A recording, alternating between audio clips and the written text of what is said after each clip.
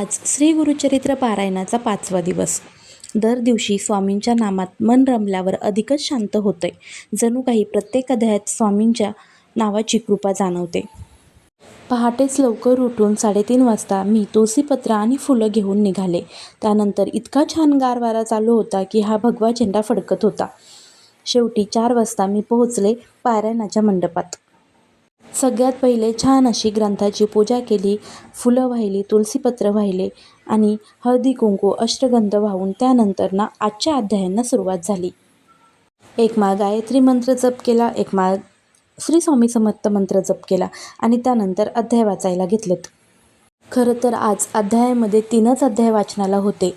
अध्याय 36 ते अध्याय 38 पर्यंतच वाचायचे होते. पण त्या अध्यायामध्ये पण आपल्या स्वामी महाराजांचे असे काही गुण लपलेले होते ना की अध्याय वाचन संपू नये असं वाटत होतं. हा अध्याय वाचनाचा प्रवास फक्त वाचनाचा नाही तर मनाला स्पर्श करण्याचा होता.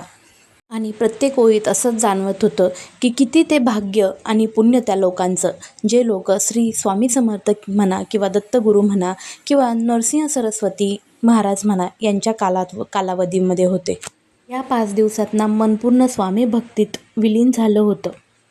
बोलावणी ब्राह्मणासी भोजन करा म्हणून शिष्य गेला धावत, समस्त ब्राह्मणा ते बोलावित, स्नाने करून आले त्वरित श्री गुरु मठाजवळी.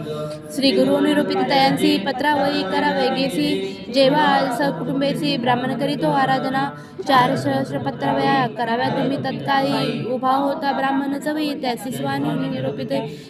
आणि कपारा चरित्रता अमित हो सांगता, श्रुतीवरी समस्त दैवते तयांचे नवे सामर्थ्य.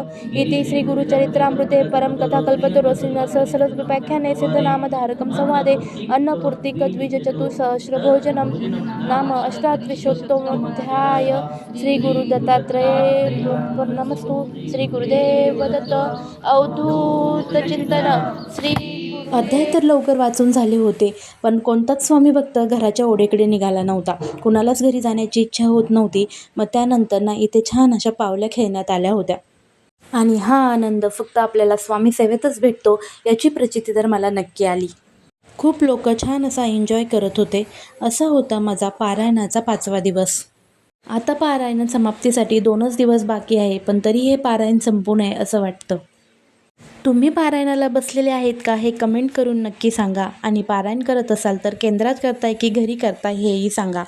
भेटूया पुढच्या म्हणजेच पारायणाच्या 6व्या दिवशी. तोपर्यंत चॅनलला सबस्क्राईब करायला विसरू नका. बाय.